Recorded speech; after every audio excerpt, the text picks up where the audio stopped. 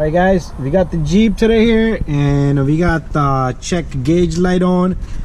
Just want to show everyone, if you guys have the Jeep and you have the check gauges light on, what you need to do is, first of all, pay attention to all of your gauges. All right, you got the transmission temperature right there, you got the oil pressure switch right there, you got the coolant, and you got the alternator output. All right, start up the car. My gauge light is gonna be off because this is just for information, because I've been getting a lot of messages.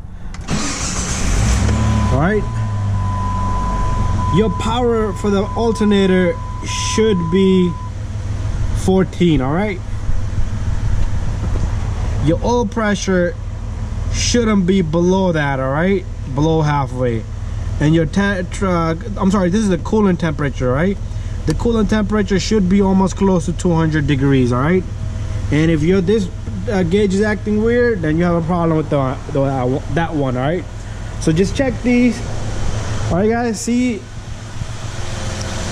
also a lot of these gauges, they work off a ground, and this Jeep is known for a lot of rust and ground going bad.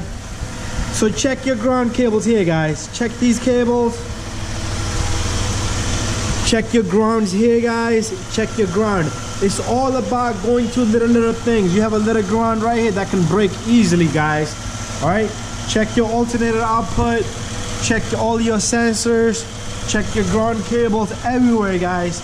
There's a lot of cables on this ground cable right there, all the way back there, down there. There's grounds everywhere. You need to pay attention to all of these grounds. All right, guys, so a lot of times it's not a problem with the car, it's just that you have a bad ground. Also, check your fuses in here. Check your fuses under the dash. So if there's anything you miss, you will not have a problem with anything. All right, and let me see if I can pinpoint a fuse here. There's no fuses here. All right, there's like a lot of oxygen sensors.